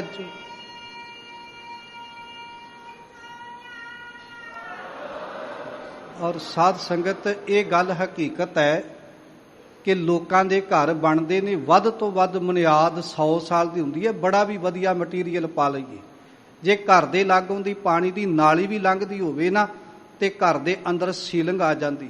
ਤੁਸੀਂ ਦਰਬਾਰ ਸਾਹਿਬ ਜਾ ਕੇ ਵੇਖੋ, ਜਿੱਥੇ ਆਪਾਂ ਗੁਰੂ ਰਾਮਦਾਸ ਦੇ ਘਰ ਦੇ ਦਰਸ਼ਨ ਕਰਦੇ ਹਾਂ ਸਾਧ ਸੰਗਤ, ਆਪਾਂ ਆਪ ਮੁਹਾਰੇ ਮੁਖ ਤੋਂ ਬਚਨ ਕਹਿੰਦੇ ਆ, ਡਿੱਠੇ ਸਭੇ ਥਾਵ ਨਹੀਂ ਤੁਧ ਜਿਹਿਆ। ਮੇਰੇ ਪਾਤਸ਼ਾਹ, ਦੁਨੀਆ ਦੇ ਦਰ ਤਾਂ ਬੜੇ ਵੇਖੇ, ਪਰ ਤੇਰੇ ਘਰ ਵਰਗਾ ਦੁਨੀਆ ਤੇ ਦਰ ਕੋਈ ਨਹੀਂ ਵੇਖਿਆ। ਔਰ ਸਾਧ ਸੰਗਤ, ਪਾਣੀ ਦੀ ਨਾਲੀ ਵੀ ਲੰਘਦੀ ਹੋਵੇ ਤੇ ਸੀਲਿੰਗ ਆ ਜਾਂਦੀ ਹੈ, ਪਰ ਧੰਨ ਗੁਰੂ ਰਾਮਦਾਸ ਮਹਾਰਾਜ ਜੀ ਦਾ ਘਰ ਜਿਹੜਾ ਜੁਗਾਂ ਜੁਗੰਤਰਾਂ ਤੋਂ ਪਾਣੀ ਦੇ ਵਿਚਕਾਰ ਖੜਾ, ਤੁਹਾਨੂੰ ਕਿਤੇ ਪਾਣੀ ਦੀ ਸੀਲਿੰਗ ਅੰਦਰ ਭਾਵੇਂ ਉੱਪਰ ਤੱਕ ਜਾ ਕੇ ਵੇਖਣਾ, ਇਮਾਰਤ ਦੇ ਅੰਦਰ ਨਜ਼ਰ ਨਹੀਂ ਆਵੇਗੀ। ਇੰਜੀਨੀਅਰਾਂ ਨੂੰ ਇਹ ਗੱਲ ਪੁੱਛੀ ਗਈ, ਕਿਉਂਕਿ ਹਰ ਸਾਲ ਸ਼੍ਰੋਮਣੀ ਕਮੇਟੀ ਯਤਨ ਕਰਦੀ ਹੈ ਕਿ ਇਮਾਰਤ ਦਾ ਮਟੀਰੀਅਲ ਜਿਹੜਾ ਉਹ ਬਾਰ-ਬਾਰ ਚੈੱਕ ਕੀਤਾ ਜਾਵੇ, ਕੱਲ੍ਹ ਨੂੰ ਕੋਈ ਹਾਦਸਾ ਨਾ ਵਾਪਰੇ। ਔਰ ਇੰਜੀਨੀਅਰਾਂ ਨੂੰ ਇਹ ਗੱਲ ਕਹੀ ਵੀ ਇਹਦੀ ਕਰਾਮਾਤ ਕੀ ਹੈ, ਤੇ ਉਹਨਾਂ ਨੇ ਇੱਕ ਗੱਲ ਕਹੀ, ਕਹਿੰਦੇ ਜਿਹੋ ਜਿਹਾ ਚੂਨਾ ਧੰਨ ਗੁਰੂ ਰਾਮਦਾਸ ਮਹਾਰਾਜ ਜੀ ਦੇ ਘਰ ਨੂੰ ਲੱਗਿਆ ਹੋਇਆ ਹੈ ਨਾ, ਅਸੀਂ ਹਜ਼ਾਰਾਂ ਇੰਜੀਨੀਅਰ ਰਲ ਕੇ ਵੀ ਇਦਾਂ ਦਾ ਚੂਨਾ ਤਿਆਰ ਕਰਕੇ ਇਦਾਂ ਦੀ ਬਿਲਡਿੰਗ ਨਹੀਂ ਬਣਾ ਸਕਦੇ। ਕਿਉਂਕਿ ਜਦੋਂ ਗੁਰੂ ਸਾਹਿਬ ਜੀ ਨੇ ਇਸ ਘਰ ਦੀ ਨੀਂਹ ਰੱਖੀ, ਔਰ ਇਹਦੇ ਅੰਦਰ ਕਾਲੀਆਂ ਮਿਰਚਾਂ ਤੇ ਹੋਰ ਪਤਾ ਨਹੀਂ ਕਿਹੜੇ ਕਿਹੜੇ ਐਸੇ ਮਸਾਲੇ ਪੀਸ ਕੇ ਪਾਏ ਜਿਹੜੇ ਪਾਣੀ ਨੂੰ ਨੇੜੇ ਨਹੀਂ ਛੂਹਣ ਦਿੰਦੇ। ਇਹ ਬਰਕਤਾਂ ਨੇ ਧੰਨ ਗੁਰੂ ਰਾਮਦਾਸ ਦੇ ਘਰ ਦੀਆਂ, ਤੇ ਜਿਹੜੇ ਬਚਨ ਧੰਨ ਗੁਰੂ ਅਮਰਦਾਸ ਮਹਾਰਾਜ ਜੀ ਨੇ ਕਹੇ ਕਿ ਲੋਕਾਂ ਦੇ ਘਰ ਬਣਦੇ ਨੇ, ਸਮਾਂ ਪਾ ਕੇ ਢਹਿ ਜਾਂਦੇ ਨੇ, ਪਰ ਗੁਰੂ ਰਾਮਦਾਸ ਦਾ ਘਰ ਜੁਗੋ ਜੁਗ ਅਟਲ ਰਹਿਣ ਵਾਲਾ ਹੋਵੇਗਾ। ਔਰ ਦੂਸਰਾ ਬਚਨ ਕਿਹਾ, ਕਹਿਣਗੇ ਠੀਕ ਹੈ ਪਤੀ ਦੇਵ, ਇਹਦਾ ਘਰ ਬਣ ਜਾਵੇਗਾ, ਪਰ ਇਹ ਆਪ ਕੀ ਖਾਵੇਗਾ ਤੇ ਸਾਡੀ ਬੱਚੀ ਨੂੰ ਕੀ ਖਵਾਵੇਗਾ। ਔਰ ਸਾਧ ਸੰਗਤ ਦੂਜੀ ਗੱਲ ਕਹੀ ਧੰਨ ਗੁਰੂ ਅਮਰਦਾਸ ਮਹਾਰਾਜ ਜੀ ਨੇ, ਕਹਿਣਗੇ ਮਨਸਾ ਦੇਵੀ, ਲੋਕਾਂ ਦੇ ਘਰ ਪ੍ਰਾਹੁਣੇ ਆਉਂਦੇ ਨੇ, ਚਾਰ ਵੱਧ ਆ ਜਾਣ ਤੇ ਕਈ ਵਾਰੀ ਭੁੱਖੇ ਵੀ ਚਲਾ ਜਾਂਦੇ ਨੇ, ਪਰ ਧੰਨ ਗੁਰੂ ਰਾਮਦਾਸ ਮਹਾਰਾਜ ਜੀ ਦੇ ਘਰ ਦੇ ਅੰਦਰ ਕੋਈ ਭੁੱਖਾ ਆ ਤੇ ਸਕਦਾ ਹੈ, ਪਰ ਕਦੇ ਕੋਈ ਇਹਦੇ ਦਰ ਤੋਂ ਭੁੱਖਾ ਵਾਪਸ ਨਹੀਂ ਜਾਵੇਗਾ। ਔਰ ਸਾਧ ਸੰਗਤ ਅੱਜ 22 ਕੁਆਂਟਲ ਦੇ ਕਰੀਬ ਚੌਲ ਇੱਕ ਦਿਨ ਚ ਲੱਗ ਜਾਂਦੇ ਨੇ ਤੇ ਲੱਖਾਂ ਦੀ ਤਾਦਾਦ ਅੰਦਰ ਸੰਗਤਾਂ ਆ ਕੇ ਧੰਨ ਗੁਰੂ ਰਾਮਦਾਸ ਮਹਾਰਾਜ ਜੀ ਦੇ ਘਰ ਦੇ ਅੰਦਰੋਂ ਲੰਗਰ ਛਕਦੀਆਂ ਨੇ। ਇਹ ਬਚਨ ਕਹੇ ਸਨ ਧੰਨ ਗੁਰੂ ਅਮਰਦਾਸ ਮਹਾਰਾਜ ਜੀ। ਤੇ ਤੀਸਰੀ ਗੱਲ ਕਹੀ ਸਾਧ ਸੰਗਤ, ਬੀਬੀ ਮਨਸਾ ਦੇਵੀ ਕਹਿਣਗੇ ਪਤੀ ਦੇਵ ਠੀਕ ਹੈ, ਤੁਹਾਡੇ ਹੁਕਮਾਂ ਦੇ ਅਨੁਸਾਰ ਇਹਦੇ ਘਰ ਦੇ ਅੰਦਰ ਲੰਗਰ ਦੀ ਵੀ ਕਿਸੇ ਪ੍ਰਕਾਰ ਦੀ ਕੋਈ ਤੋਟ ਨਹੀਂ ਆਵੇਗੀ, ਪਰ ਇਹ ਵਿਚਾਰਾ ਆਪ ਕੀ ਪਹਿਨੇਗਾ ਤੇ ਸਾਡੀ ਬੱਚੀ ਨੂੰ ਕੀ ਪਹਿਨਾਵੇਗਾ। ਔਰ ਤੀਸਰਾ ਬਚਨ ਕਿਹਾ ਧੰਨ ਗੁਰੂ ਅਮਰਦਾਸ ਮਹਾਰਾਜ ਨੇ, ਕਹਿਣਗੇ ਮਨਸਾ ਦੇਵੀ, ਭਾਈ ਜੇਠੇ ਦੇ ਘਰ ਦੇ ਅੰਦਰ ਆਉਣ ਵਾਲਾ ਸਮਾਂ ਆਵੇਗਾ, ਬਸਤਰਾਂ ਦੇ ਅੰਬਾਰ ਲੱਗੇ ਰਹਿਣਗੇ। ਔਰ ਸਾਧ ਸੰਗਤ ਅੱਜ ਦੁਨੀਆ ਦੇ ਇਤਿਹਾਸ ਵਿੱਚ ਜੇ ਨੇਤਾ ਪ੍ਰਤੀ ਕਿਸੇ ਦਰ ਦੇ ਉੱਤੇ ਲੱਖ ਰੁਪਈਏ ਤੋਂ ਲੈ ਕੇ 3-3 ਲੱਖ ਰੁਪਈਏ ਤੱਕ ਦੇ ਇਹ ਚੰਦੋਆ ਸੈੱਟ ਤਿਆਰ ਹੋ ਕੇ ਕਿਸੇ ਦਰ ਤੇ ਲੱਗਦੇ ਨੇ, ਤੇ ਉਹ ਧੰਨ ਧੰਨ ਸ੍ਰੀ ਗੁਰੂ ਰਾਮਦਾਸ ਮਹਾਰਾਜ ਜੀ ਦੇ ਦਰ ਤੇ ਲੱਗਦੇ। ਤੇ ਚੌਥਾ ਮਿਹਣਾ ਦੁਨੀਆ ਦੇ ਲੋਕ ਮਾਰਦੇ ਸਨ। ਦੁਨੀਆ ਦੇ ਲੋਕ ਕਹਿੰਦੇ ਸਨ ਕਿ ਇਸ ਨਿਮਾਣੇ ਦੇ ਨਾਲ, ਇਸ ਨਿਥਾਵੇਂ ਦੇ ਨਾਲ, ਇਹਦੇ ਅਨਾਥ ਦੇ ਨਾਲ ਕੌਣ ਆਪਣੀ ਬੱਚੀ ਦਾ ਸੰਜੋਗ ਜੋੜੇਗਾ। ਪਰ ਅੱਜ ਕੱਲ ਸਾਧ ਸੰਗਤ ਜਿੰਨਾ ਚਿਰ ਧੰਨ ਸ੍ਰੀ ਗੁਰੂ ਰਾਮਦਾਸ ਮਹਾਰਾਜ ਜੀ ਦੇ ਬਚਨ ਨਹੀਂ ਪੜ੍ਹੇ ਜਾਂਦੇ, ਉਹਨਾਂ ਚਿਰ ਦੁਨੀਆ ਦੇ ਲੋਕਾਂ ਦੇ ਸੰਜੋਗ ਨਹੀਂ ਜੁੜਦੇ। ਇਹ ਸਾਰੀਆਂ ਬਰਕਤਾਂ ਸਾਧ ਸੰਗਤ ਸੇਵਾ ਦੀਆਂ ਨੇ। ਜਿਹੜੀ ਸੇਵਾ ਦੀ ਟੋਕਰੀ ਢੋਣ ਤੋਂ ਬਾਅਦ ਧੰਨ ਗੁਰੂ ਰਾਮਦਾਸ ਮਹਾਰਾਜ ਜੀ ਨੇ ਗੁਰੂ ਅਮਰਦਾਸ ਜੀ ਦੇ ਚਰਨਾਂ 'ਚ ਬੇਨਤੀ ਕੀਤੀ ਸੀ, ਪਾਤਸ਼ਾਹ ਇਹਨਾਂ ਮੂਰਖਾਂ ਨੂੰ ਇਹ ਪਤਾ ਨਹੀਂ ਇਹ ਟੋਕਰੀ ਦੀ ਸੇਵਾ ਦੇ ਵਿੱਚ ਬਰਕਤਾਂ ਕਿੰਨੀਆਂ ਭਰੀਆਂ ਪਈਆਂ। ਇਹ ਸੇਵਾ ਦਾ ਮਹੱਤਵ ਹੈ। ਧੰਨ ਸ੍ਰੀ ਗੁਰੂ ਰਾਮਦਾਸ ਮਹਾਰਾਜ ਜੀ ਨੇ ਜੋ ਗੁਰੂ ਨਾਨਕ ਦੇ ਘਰ ਦੇ ਅੰਦਰ ਸੇਵਾ ਕੀਤੀ, ਧੰਨ ਗੁਰੂ ਅਮਰਦਾਸ ਜੀ ਦੇ ਚਰਨਾਂ ਵਿੱਚ ਰਹਿ ਕੇ ਉਹਦਾ ਫਲ ਪ੍ਰਾਪਤ ਹੋਇਆ। ਤੇ ਧੰਨ ਗੁਰੂ ਅਰਜਨ ਦੇਵ ਮਹਾਰਾਜ ਜੀ ਨੇ ਅੱਜ ਦੇ ਮੁਬਾਰਕ ਬਚਨ ਵਿੱਚ ਇਹ ਅੰਮ੍ਰਿਤਮਈ ਬਚਨ ਕੇ ਕਹਿਣਗੇ, ਵੇਖੋ ਹਰੀ ਦੇ ਜਨ ਨੂੰ ਚੰਗਾ ਹੀ ਇਹ ਲੱਗਦਾ ਹੈ, ਜਿਹਦੇ ਮਨ ਵਿੱਚ ਰੱਬ ਦੇ ਪਿਆਰ ਦੀ ਭਾਵਨਾ ਹੋਵੇ, ਉਹ ਤੇ ਇੱਕੋ ਗੱਲ ਚਾਹੁੰਦਾ ਕਿ ਮੈਂ ਆਪਣੇ ਗੁਰੂ ਦੇ ਦਰ ਤੇ ਜਾ ਕੇ ਗੁਰੂ ਕੀ ਸੰਗਤ ਦੀ ਸੇਵਾ ਕਰਕੇ ਗੁਰੂ ਨਾਨਕ ਦੇ ਘਰ ਦੀਆਂ, ਰੱਬ ਦੇ ਘਰ ਦੀਆਂ ਬਖਸ਼ਿਸ਼ਾਂ ਪ੍ਰਾਪਤ ਕਰ ਲਵਾਂ।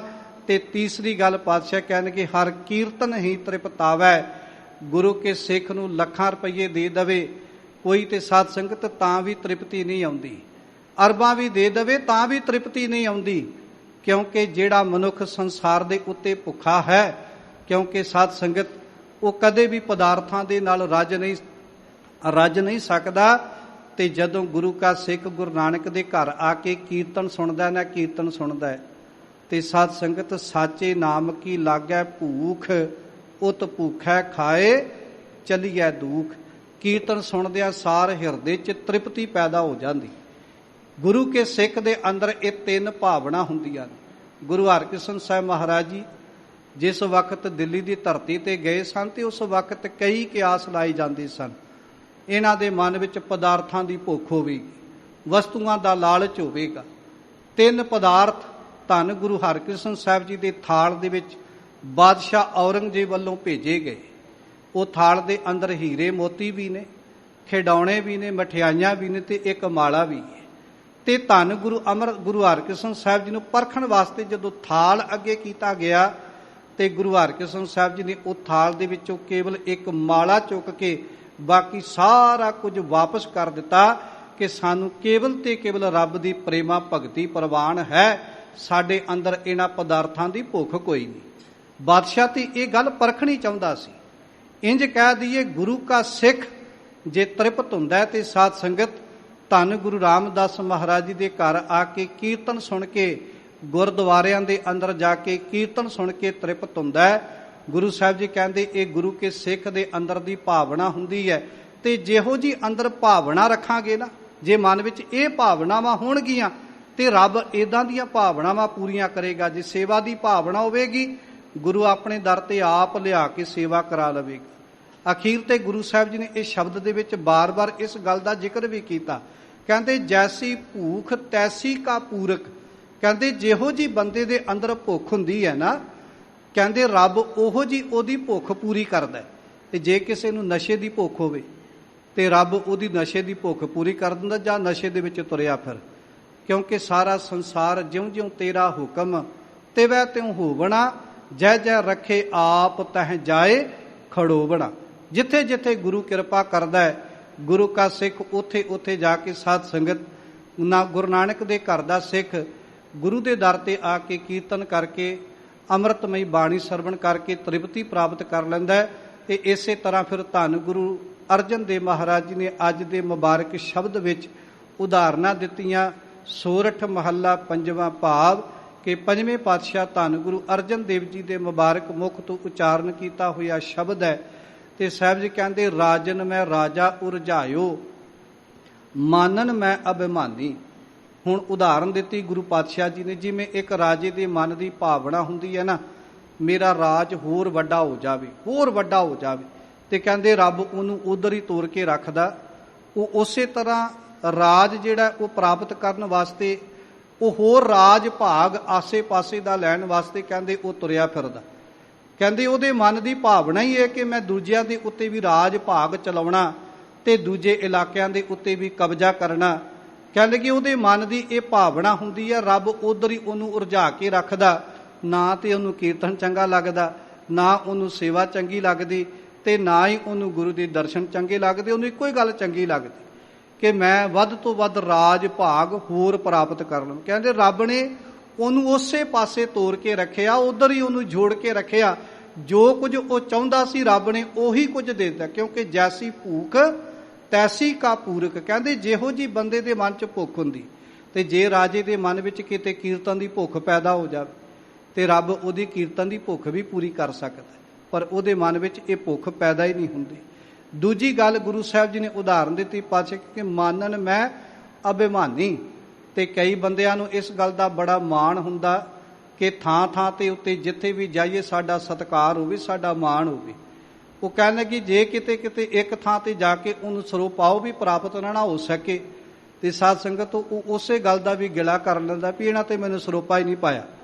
ਇੰਜ ਕਹਿ ਦਈਏ ਕਿ ਬੰਦੇ ਦੇ ਮਨ ਵਿੱਚ ਕਈ ਵਾਰੀ ਇਸ ਗੱਲ ਦਾ ਵੀ ਮਾਣ ਹੋ ਜਾਂਦਾ ਕਿ ਮੈਨੂੰ ਥਾਂ ਥਾਂ ਦੇ ਉੱਤੇ ਮਾਣ ਪ੍ਰਾਪਤ ਹੋਵੇ। ਉਹ ਇਸੇ ਗੱਲ ਵਿੱਚ ਲੱਗਾ ਰਹਿੰਦਾ ਕਿ ਮੈਂ ਦੁਨੀਆ ਤੇ ਉਹ ਕੰਮ ਕਰਦਾ ਰਹਾ ਜਿਹਦੇ ਵਿੱਚ ਮੈਨੂੰ ਮਾਣ ਪ੍ਰਾਪਤ ਹੋਵੇ। ਕਈ ਵਾਰੀ ਉਹ ਮਾਣ ਬੰਦੇ ਦੇ ਅੰਦਰ ਹੰਕਾਰ ਵੀ ਪੈਦਾ ਕਰ ਦਿੰਦਾ। ਤੇ ਫਿਰ ਆਪਾਂ ਜਾਣਦੇ ਹਾਂ ਸਾਧ ਸੰਗਤ, ਜਿਹਦੇ ਅੰਦਰ ਹੰਕਾਰ ਪੈਦਾ ਹੋ ਜਾਵੇ ਤੇ ਰੱਬ ਅਹੰਕਾਰੀਆਂ ਨਿੰਦਕਾਂ ਪਿੱਠ ਦੇ। ਧੰਨ ਗੁਰੂ ਅਰਜਨ ਦੇਵ ਮਹਾਰਾਜ ਜੀ ਕਹਿੰਦੇ ਏਦਾਂ ਰੱਬ ਨੇ ਹਰੇਕ ਮਨੁੱਖ ਨੂੰ ਜਿਹੋ ਜੀ ਉਹਦੇ ਅੰਦਰ ਭਾਵਨਾ ਹੁੰਦੀ ਹੈ ਉਸੇ ਤਰ੍ਹਾਂ ਦੇ ਮਾਣ ਵਿੱਚ, ਕਿਉਂਕਿ ਗੁਰੂ ਕਾ ਸਿੱਖ ਮਾਣ ਅਭਿਮਾਨ ਮੱਦੇ ਨਾਹੀ, ਕਿ ਗੁਰੂ ਕਾ ਸਿੱਖ ਨਾ ਤੇ ਉਹਦੇ ਅੰਦਰ ਨਾ ਹੀ ਮਾਣ ਅਪਮਾਨਾ, ਵੀ ਉਹਨੂੰ ਨਾ ਤੇ ਮਾਣ ਦੀ ਭਾਵਨਾ ਤੇ ਨਾ ਹੀ ਉਹਨੂੰ ਅਪਮਾਨ ਦਾ ਡਰ। ਪਾਤਸ਼ਾਹ ਕਹਿਣਗੇ ਪਰ ਜਿੱਦਾਂ ਦੀ ਬੰਦੇ ਦੇ ਮਨ ਦੀ ਭੁੱਖ ਹੁੰਦੀ ਹੈ ਉਸੇ ਤਰ੍ਹਾਂ ਪਰਮਾਤਮਾ ਉਹਨਾਂ ਮਨੁੱਖਾਂ ਨੂੰ ਉਹਨਾਂ ਕਾਰਜਾਂ ਵਿੱਚ ਉਲਝਾ ਕੇ ਰੱਖਦਾ ਹੈ। ਲੋਭਣ ਮਹਿ ਲੋਭੀ ਲੋਭਾਇਓ, ਤਿਉ ਹਰ ਰੰਗ ਰਚੇ ਗਿਆਨੀ। ਪਾਤਸ਼ਾਹ ਨੇ ਉਦਾਹਰਨ ਦਿੱਤੀ, ਕਹਿੰਦੇ ਜਿਵੇਂ ਇੱਕ ਲਾਲਚੀ ਬੰਦੇ ਦਾ ਲਾਲਚ ਵੱਧਦਾ ਜਾਂਦਾ ਹੈ ਨਾ, ਉਹ ਲਾਲਚ ਵਿੱਚ ਹੀ ਉਲਝਿਆ ਹੁੰਦਾ। ਮੈਂ ਆਹ ਵੀ ਚੀਜ਼ ਪ੍ਰਾਪਤ ਕਰ ਲਵਾਂ, ਆਹ ਵੀ ਚੀਜ਼ ਪ੍ਰਾਪਤ ਕਰ ਲਵਾਂ। ਲੋਭੀ ਕਾ ਵਿਸਾਹੋ ਨਾ ਕੀਜੈ, ਜੇ ਕਾ ਪਾਰ ਵਸਾਏ। ਪਾਤਸ਼ਾਹ ਕਹਿੰਦੇ ਕਿ ਇਸੇ ਕਰਕੇ ਲਾਲਚੀ ਬੰਦੇ ਦਾ ਕਦੇ ਭਰੋਸਾ ਨਹੀਂ ਕਰਨਾ ਚਾਹੀਦਾ। ਪੁੱਛਿਆ ਦਾਤਾ ਜੀ ਕਿਉਂ? ਪਾਤਸ਼ਾਹ ਕਹਿਣਗੇ ਅੰਤ ਕਾਲ ਤਥੈ ਧੋਖਾ ਜਿੱਥੈ ਹੱਥ ਨਾ ਪਾਏ। ਕਹਿਣਗੇ ਲਾਲਚੀ ਬੰਦਾ ਬੰਦੇ ਨੂੰ ਉੱਥੇ ਜਾ ਕੇ ਧੋਖਾ ਦੇਵੇਗਾ ਜਿੱਥੋਂ ਕੋਈ ਬਚਾ ਵੀ ਨਾ ਸਕਦਾ ਹੋਵੇ। ਇਸੇ ਤਰ੍ਹਾਂ ਸਾਹਿਬ ਕਹਿੰਦੇ ਜਿਵੇਂ ਲੋਭੀ ਬੰਦੇ ਨੂੰ ਲਾਲਚ ਪਿਆਰਾ ਹੁੰਦਾ ਹੈ ਨਾ, ਕਿ ਲਾਲਚ ਨਾਲ ਉਹਦੀ ਭਾਵਨਾ ਜੁੜ ਜਾਂਦੀ ਹੈ ਤੇ ਉਹ ਵੱਧ ਤੋਂ ਵੱਧ ਲਾਲਚ ਦੇ ਵਿੱਚ ਹੀ ਲੱਗਿਆ ਰਹਿੰਦਾ ਤੇ ਉਸੇ ਵਿੱਚ ਹੀ ਉਹ ਆਪਣੇ ਮਨ ਦੀ ਖੁਸ਼ੀ ਮਹਿਸੂਸ ਕਰਦਾ ਹੈ। ਪਾਤਸ਼ਾਹ ਕਹਿਣਗੇ ਤੂੰ ਹਰ ਰੰਗ ਰਚੇ ਗਿਆਨੀ। ਇਸੇ ਤਰ੍ਹਾਂ ਜਿਹੜੇ ਗੁਰੂ ਦੇ ਗਿਆਨ ਪ੍ਰਾਪਤ ਕਰਨ ਵਾਲੇ, ਰੱਬ ਦੇ ਘਰ ਨਾਲ ਜੁੜਨ ਵਾਲੇ ਰੱਬ ਦੇ ਪਿਆਰੇ ਨੇ ਨਾ, ਉਹਨਾਂ ਦੇ ਅੰਦਰ ਵੀ ਇਹ ਭਾਵਨਾ ਹੁੰਦੀ, ਜਿਵੇਂ ਲੋਭੀ ਦੀ ਭਾਵਨਾ ਲਾਲਚ ਲੈ ਕੇ ਵੱਧ ਤੋਂ ਵੱਧ ਲਾਲਚ ਦੇ ਵਿੱਚ ਵਸਤੂਆਂ ਪ੍ਰਾਪਤ ਕਰਨ ਦੀ, ਰਾਜੇ ਦੇ ਮਨ ਵਿੱਚ ਰਾਜ ਭਾਗ ਵਧਾਉਣ ਦੀ, ਤੇ ਪਾਤਸ਼ਾਹ ਕਹਿਣਗੇ ਹੰਕਾਰੀ ਦੇ ਮਨ ਵਿੱਚ ਵੱਧ ਤੋਂ ਵੱਧ ਦੁਨੀਆ ਤੇ ਮਾਣ ਪ੍ਰਾਪਤ ਕਰਨ ਦੀ ਹੁੰਦੀ ਹੈ। ਇਸੇ ਤਰ੍ਹਾਂ ਗੁਰੂ ਕੇ ਸਿੱਖ ਜਿਹੜੇ ਹੁੰਦੇ ਨੇ, ਉਹ ਰੱਬ ਦੇ ਨਾਮ ਰੂਪੀ ਰੰਗ ਵਿੱਚ ਰੰਗ ਕੇ ਵੱਧ ਤੋਂ ਵੱਧ ਸੇਵਾ ਦੀ ਭਾਵਨਾ ਲੈ ਕੇ, ਗੁਰੂ ਦੇ ਦਰਸ਼ਨਾਂ ਦੀ ਭਾਵਨਾ ਲੈ ਕੇ ਦੁਨੀਆ ਤੇ ਕੰਮ ਕਰਦੇ ਨੇ, ਤੇ ਗੁਰੂ ਕੇ ਰੰਗ ਦੇ ਵਿੱਚ ਰੰਗੇ ਹੋਏ ਰੱਬ ਦੇ ਪਿਆਰੇ ਗਿਆਨੀ ਜਿਹੜੇ ਨੇ, ਉਹ ਗੁਰੂ ਦੀਆਂ ਬਖਸ਼ਿਸ਼ਾਂ ਦੇ ਪਾਤਰ ਬਣਦੇ ਹਨ। ਹਰ ਜਨ ਕੋ ਇਹੀ ਸੁਹਾਵੈ। ਪਾਤਸ਼ਾਹ ਕਹਿਣ ਲੱਗੇ ਵੀ ਹਰੀ ਦੇ ਜਨ ਨੂੰ ਇਹੀ ਗੱਲਾਂ ਚੰਗੀਆਂ ਲੱਗਦੀਆਂ, ਜਿਵੇਂ ਉਹਨਾਂ ਨੂੰ ਆਹ ਗੱਲਾਂ ਚੰਗੀਆਂ ਲੱਗਦੀਆਂ ਨੇ ਨਾ, ਇਹਦਾ ਰੱਬ ਦੇ ਪਿਆਰਿਆਂ ਨੂੰ, ਰੱਬ ਦੇ ਭਗਤਾਂ ਨੂੰ ਇਹ ਗੱਲਾਂ ਚੰਗੀਆਂ ਲੱਗਦੀਆਂ ਹਨ। ਵੇਖ ਨਿਕਟ ਕਰ ਸੇਵਾ ਸਤਿਗੁਰ, ਹਰ ਕੀਰਤਨ ਹੀ ਤ੍ਰਿਪਤਾਵੈ। ਕਿਹੜੀਆਂ ਗੱਲਾਂ ਚੰਗੀਆਂ ਲੱਗਦੀਆਂ ਨੇ? ਕਿ ਨੇੜੇ ਹੋ ਕੇ ਨੇਤਾ ਪ੍ਰਤੀ ਗੁਰੂ ਦੇ ਦਰਸ਼ਨ ਕਰਨੇ, ਤੇ ਗੁਰੂ ਘਰ ਆ ਕੇ ਸੇਵਾ ਕਰਨੀ, ਤੇ ਜਿਹੜੀਆਂ ਸੇਵਾ ਦੇ ਵਿੱਚੋਂ ਸਾਰੀਆਂ ਬਖਸ਼ਿਸ਼ਾਂ ਪ੍ਰਾਪਤ ਹੁੰਦੀਆਂ ਨੇ, ਤੇ ਤੀਸਰਾ ਕੀਰਤਨ ਸੁਣ ਕੇ ਮਨ ਨੂੰ ਤ੍ਰਿਪਤ ਕਰਨਾ। ਇਹ ਤਿੰਨ ਗੱਲਾਂ ਗੁਰੂ ਕੇ ਸਿੱਖ ਨੂੰ, ਰੱਬ ਨਾਲ ਪਿਆਰ ਕਰਨ ਵਾਲੇ ਨੂੰ ਦਿਨ ਰਾਤ ਚੰਗੀਆਂ ਲੱਗਦੀਆਂ ਹਨ। ਰਹਾਉ ਅਮਲਨ ਸਿਉ ਅਮਲੀ ਲਪਟਾਇਓ, ਭੂਮਨ ਭੂਮ ਪਿਆਰੀ। ਠਹਿਰਾਓ ਦੇ ਕੇ ਗੁਰੂ ਸਾਹਿਬ ਜੀ ਨੇ ਫਿਰ ਅੱਗੇ ਇਹਨਾਂ ਗੱਲਾਂ ਨੂੰ ਸਿੱਧ ਕਰਨ ਵਾਸਤੇ ਉਦਾਹਰਨਾਂ ਦਿੱਤੀਆਂ। ਸਾਹਿਬ ਕਹਿੰਦੇ ਜਿਵੇਂ ਅਮਲਨ ਸਿਉ ਅਮਲੀ ਲਪਟਾਇਓ, ਕਹਿੰਦੇ ਜਿਵੇਂ ਅਮਲੀ ਬੰਦਾ ਹੁੰਦਾ ਹੈ ਨਾ, ਜਿਹੜਾ ਅਮਲੀ, ਉਹਨੂੰ ਅਮਲ ਬੜਾ ਪਿਆਰਾ ਹੁੰਦਾ ਹੈ। ਅਮਲ ਲੈਣ ਵਾਸਤੇ ਉਹ ਕੋਈ ਵੀ ਤਰੀਕਾ, ਕੋਈ ਵੀ ਜੁਗਤੀ ਵਰਤਣ ਵਾਸਤੇ ਤਿਆਰ ਹੋ ਜਾਂਦਾ। ਸਾਧ ਸੰਗਤ, ਸਤਿਗੁਰੂ ਪਾਤਸ਼ਾਹ ਕਹਿੰਦੇ ਇਸੇ ਤਰ੍ਹਾਂ ਗੁਰੂ ਕਾ ਸਿੱਖ ਜਿਹੜਾ ਗੁਰੂ ਨਾਲ ਜੁੜਿਆ ਨਾ, ਉਹ ਵੀ ਗੁਰੂ ਦੀ ਸੇਵਾ ਲੈਣ ਵਾਸਤੇ, ਕੁਝ ਵੀ ਕਰਨ ਵਾਸਤੇ ਤਿਆਰ ਹੋ ਜਾਂਦਾ। ਕੋਈ ਵੀ ਤਰੀਕਾ ਵਰਤਣਾ ਪਵੇ, ਉਹ ਗੁਰੂ ਦੇ ਦਰ ਤੇ ਆ ਕੇ ਸੇਵਾ ਕਰਕੇ ਗੁਰੂ ਦੀਆਂ ਬਖਸ਼ਿਸ਼ਾਂ ਦਾ ਪਾਤਰ ਬਣਦਾ। ਕਹਿਣਗੇ ਜਿਵੇਂ ਭੂਮਣ ਭੂਮ ਪਿਆਰੀ, ਕਹਿਣਗੇ ਜਿਵੇਂ ਇੱਕ ਕਿਸਾਨ ਨੂੰ ਆਪਣੀ ਭੂਮੀ ਪਿਆਰੀ ਹੁੰਦੀ ਹੈ ਨਾ, ਇੱਦਾਂ ਰੱਬ ਦੇ ਪਿਆਰੇ ਨੂੰ ਕੀਰਤਨ ਸੁਣਨਾ ਵੀ ਪਿਆਰਾ ਲੱਗਦਾ ਹੈ। ਜਿਵੇਂ ਕਿਸਾਨ ਨੂੰ ਆਪਣੀ ਜ਼ਮੀਨ ਚੰਗੀ ਲੱਗਦੀ ਹੈ, ਪਾਤਸ਼ਾਹ ਕਹਿਣਗੇ ਇਸੇ ਤਰ੍ਹਾਂ ਗੁਰੂ ਕੇ ਸਿੱਖ ਨੂੰ ਕੀਰਤਨ ਸੁਣਨਾ ਚੰਗਾ ਲੱਗਦਾ, ਸੇਵਾ ਕਰਨੀ ਚੰਗੀ ਲੱਗਦੀ, ਤੇ ਗੁਰੂ ਦੇ ਨੇੜੇ ਹੋ ਕੇ ਦੀਦਾਰ ਕਰਨੇ ਚੰਗੇ ਲੱਗਦੇ ਹਨ। ਖੀਰ ਸੰਗ ਬਾਰਕ ਹੈ ਲੀਨਾ, ਪ੍ਰਭ ਸੰਤ ਐਸੇ ਹਿਤਕਾਰੀ। ਹੁਣ ਸਾਧ ਸੰਗਤ, ਜਿਵੇਂ ਇੱਕ ਬਾਰਕ ਦੀ ਉਦਾਹਰਨ ਦਿੱਤੀ ਪਾਤਸ਼ਾਹ ਕਹਿਣਗੇ, ਜਿਵੇਂ ਇੱਕ ਬੱਚਾ ਜਿਹੜਾ ਹੁੰਦਾ ਹੈ ਨਾ, ਉਹਨੂੰ ਖੀਰ ਖਵਾ ਦਈਏ ਨਾ, ਖੀਰ। ਹੁਣ ਆਹ ਗੱਲਾਂ ਤੇ ਸੌਖੀਆਂ ਸਮਝ ਆਉਣਗੀਆਂ ਨਾ ਸਾਧ ਸੰਗਤ। ਜੇ ਕਿਸੇ ਨੂੰ ਹੋਰ ਗੱਲਾਂ ਦੀ ਉਦਾਹਰਨ ਸੌਖੀ ਨਾ ਸਮਝ ਆਵੇ, ਤੇ ਆਹ ਗੱਲਾਂ ਦੇ ਦੁਆਰਾ ਤੇ ਗੱਲ ਸਮਝ ਆ ਹੀ ਜਾਵੇਗੀ ਨਾ, ਕਿ ਬੰਦੇ ਨੂੰ ਕੀਰਤਨ ਕਿਵੇਂ ਪਿਆਰਾ ਲੱਗਦਾ, ਕਥਾ ਕਿਵੇਂ ਪਿਆਰੀ ਲੱਗਦੀ ਹੈ, ਗੁਰੂ ਕੇ ਸਿੱਖ ਨੂੰ ਗੁਰੂ ਦੇ ਦਰਸ਼ਨ ਕਰਨੇ ਕਿੰਨੇ ਪਿਆਰੇ ਲੱਗਦੇ ਨੇ, ਸੇਵਾ ਕਰਨੀ ਕਿੰਨੀ ਚੰਗੀ ਲੱਗਦੀ ਹੈ। ਪਾਤਸ਼ਾਹ ਕਹਿੰਗੇ ਜਿਵੇਂ ਇੱਕ ਬੱਚੇ ਨੂੰ ਖੀਰ ਚੰਗੀ ਲੱਗਦੀ ਹੈ ਨਾ, ਖੀਰ ਉਹ ਬੜਾ ਖੁਸ਼ ਹੋ ਕੇ ਖਾਂਦਾ। ਸਾਹਿਬ ਕਹਿੰਦੇ ਇਸੇ ਤਰ੍ਹਾਂ ਜਿਵੇਂ ਇੱਕ ਬੱਚੇ ਨੂੰ ਖੀਰ ਪਿਆਰੀ ਲੱਗਦੀ ਹੈ, ਤੇ ਕਹਿਣਗੇ ਇਸੇ ਤਰ੍ਹਾਂ ਪ੍ਰਭ ਸੰਤ ਐਸੇ ਹਿਤਕਾਰੀ, ਜਿਹੜੇ ਰੱਬ ਦੇ ਸੰਤ ਜਨ ਹੁੰਦੇ ਨੇ ਨਾ, ਰੱਬ ਦੇ ਪਿਆਰੇ ਹੁੰਦੇ ਨੇ ਨਾ, ਉਹਨਾਂ ਨੂੰ ਪਰਮਾਤਮਾ ਦੀ ਅੰਮ੍ਰਿਤਮਈ ਬਾਣੀ ਚੰਗੀ ਲੱਗਦੀ ਹੈ, ਕਿਉਂਕਿ ਉਹਨਾਂ ਦਾ ਹਿੱਤ, ਉਹਨਾਂ ਦਾ ਪਿਆਰ, ਉਹਨਾਂ ਦਾ ਮੋਹ ਗੁਰੂ ਦੇ ਚਰਨਾਂ ਨਾਲ ਜੁੜਿਆ ਹੁੰਦਾ ਹੈ। ਵਿਦਿਆ ਮਹਿ ਵਿਦਵੰਸੀ ਰਚਿਆ, ਨੈਣ ਦੇਖ ਸੁਖ ਪਾਵਹਿ। ਔਰ ਸਾਧ ਸੰਗਤ, ਜਿਵੇਂ ਇੱਕ ਵਿਦਿਆ ਪੜ੍ਹਨ ਵਾਲੇ ਨੂੰ, ਗਿਆਨ ਪ੍ਰਾਪਤ ਕਰਨ ਵਾਲੇ ਨੂੰ ਗਿਆਨ ਪ੍ਰਾਪਤ ਕਰਨਾ ਬੜਾ ਚੰਗਾ ਲੱਗਦਾ। ਉਹ ਕਹਿੰਦਾ ਮੈਂ ਹੋਰ ਕਿਤਾਬਾਂ ਪੜ੍ਹ ਲਵਾਂ, ਮੈਂ ਹੋਰ ਵਿਦਿਆ ਪ੍ਰਾਪਤ ਕਰ ਲਵਾਂ, ਮੈਂ ਹੋਰ ਸਟੱਡੀ ਕਰ ਲਵਾਂ। ਕਈ ਬੰਦਿਆਂ ਦੇ ਅੰਦਰ ਐਸੀ ਭਾਵਨਾ ਹੁੰਦੀ ਕਿ ਮੈਂ ਵੱਧ ਤੋਂ ਵੱਧ ਪੜ੍ਹਾਈ ਕਰ ਲਵਾਂ। ਜਿਵੇਂ ਇੱਕ ਬੰਦੇ ਦੇ ਅੰਦਰ ਇਹ ਚਾਅ ਹੁੰਦਾ ਹੈ ਨਾ ਕਿ ਮੈਂ ਵੱਧ ਤੋਂ ਵੱਧ ਸਟੱਡੀ ਕਰ ਲਵਾਂ, ਪੜ੍ਹ ਲਵਾਂ ਤੇ ਗਿਆਨ ਪ੍ਰਾਪਤ ਕਰ ਲਵਾਂ, ਇਸੇ ਤਰ੍ਹਾਂ ਗੁਰੂ ਕੇ ਸਿੱਖ ਦੇ ਅੰਦਰ ਇਹ ਤਿੰਨ ਭਾਵਨਾ ਦਾ ਪਿਆਰ ਹੁੰਦਾ ਹੈ। ਹੁਣ ਤੇ ਗੱਲ ਸੌਖੀ ਸਮਝ ਆ ਗਈ। ਸਾਹਿਬਾਂ ਨੇ ਉਦਾਹਰਨਾਂ ਦਿੱਤੀਆਂ, ਕਹਿਣਗੇ ਜਿਵੇਂ ਇੱਕ ਪੜ੍ਹੇ ਲਿਖੇ ਨੂੰ ਗਿਆਨ ਪ੍ਰਾਪਤ ਕਰਨ ਦਾ ਚਾਅ ਹੁੰਦਾ ਹੈ ਨਾ, ਇਸੇ ਤਰ੍ਹਾਂ ਗੁਰੂ ਕੇ ਸਿੱਖ ਨੂੰ ਗੁਰੂ ਦੇ ਦਰਸ਼ਨਾਂ ਦਾ ਚਾਅ ਹੁੰਦਾ ਹੈ, ਸੇਵਾ ਕਰਨ ਦਾ ਚਾਅ ਹੁੰਦਾ ਹੈ, ਅਤੇ ਸਤਿਗੁਰੂ ਪਾਤਸ਼ਾਹ ਜੀ ਦੀਆਂ ਅਸੀਸਾਂ ਪ੍ਰਾਪਤ ਕਰਨ ਦਾ, ਕੀਰਤਨ ਸੁਣਨ ਦਾ ਚਾਅ ਹੁੰਦਾ ਹੈ। ਤੇ ਸਾਹਿਬ ਕਹਿੰਦੇ ਇਸੇ ਤਰ੍ਹਾਂ ਗੁਰੂ ਕੇ ਸਿੱਖ ਨੂੰ ਜਿਹੜਾ ਹੈ ਨਾ, ਨੈਣ ਦੇਖ ਸੁਖ ਪਾਵੇ, ਗੁਰੂ ਕਾ ਸਿੱਖ ਵੀ ਆਪਣੇ ਨੈਣਾਂ ਦੇ ਨਾਲ, ਅੱਖਾਂ ਦੇ ਨਾਲ ਆਪਣੇ ਗੁਰੂ ਦੇ ਦਰਸ਼ਨ ਕਰਕੇ ਖੁਸ਼ ਹੋ ਜਾਂਦਾ ਹੈ। ਜੈਸੇ ਰਸਨਾ ਸਾਧ ਲੁਭਾਨੀ ਤਿਉ ਹਰ ਜਨ ਹਰ ਗੁਣ ਗਾਵਹੇ। ਪਾਤਸ਼ਾਹ ਕਹਿੰਦੇ ਇਸੇ ਤਰ੍ਹਾਂ ਜੈਸੇ ਰਸਨਾ ਸਾਧ ਲੁਭਾਨੀ ਤਿਉ ਹਰ ਜਨ ਹਰ ਗੁਣ ਗਾਵੇ। ਜਿਵੇਂ ਇੱਕ ਦੁਨਿਆਵੀ ਮਨੁੱਖ ਨੂੰ ਰਸਨਾ ਦਾ ਚਸਕਾ ਹੁੰਦਾ ਹੈ ਨਾ, ਉਹ ਰੰਗ ਪ੍ਰਕਾਰ ਦੀਆਂ, ਕਈ ਪ੍ਰਕਾਰ ਦੀਆਂ ਵਸਤੂਆਂ ਜਿਹੜੀਆਂ ਨੇ ਉਹ ਚਖਣਾ ਕਰਦਾ, ਉਹ ਰੰਗ ਬਰੰਗੇ ਪਦਾਰਥ ਚੱਖ ਕੇ ਬੜਾ ਖੁਸ਼ ਹੋ ਜਾਂਦਾ ਵੀ ਅੱਜ ਆਹ ਖਾਦਾ ਬੜਾ ਖੁਸ਼ ਹੋਇਆ, ਅੱਜ ਆਹ ਖਾਦਾ ਬੜਾ ਖੁਸ਼ ਹੋਇਆ।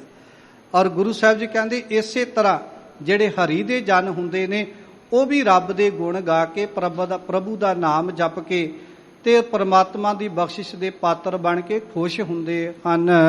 ਜੈਸੀ ਭੂਖ ਤੈਸੀ ਕਾ ਪੂਰਕ ਸਗਲ ਘਟਾਂ ਕਾ ਸੁਆਮੀ। ਅਖੀਰ ਤੇ ਧੰਨ ਗੁਰੂ ਅਰਜਨ ਦੇਵ ਮਹਾਰਾਜ ਜੀ ਨੇ ਫਿਰ ਗੱਲ ਸਪਸ਼ਟ ਕਰ ਦਿੱਤੀ। ਕਹਿੰਦੇ ਕਿ ਐ ਜੀਵ ਜੈਸੀ ਭੂਖ ਤੈਸੀ ਕਾ ਪੂਰਕ। ਕਹਿੰਦੇ ਉਹ ਜਿਹੋ ਜੀ ਤੇਰੇ ਮਨ 'ਚ ਭੁੱਖ ਹੋਵੇਗੀ ਨਾ, ਰੱਬ ਉਦਾਂ ਦੀ ਪੂਰੀ ਕਰੇਗਾ। ਜੇ ਤੇਰੇ ਮਨ 'ਚ ਅਮਲ ਖਾਣ ਦੀ ਭੁੱਖ ਹੋਵੇਗੀ, ਰੱਬ ਉਹੀ ਪੂਰੀ ਕਰੇਗਾ।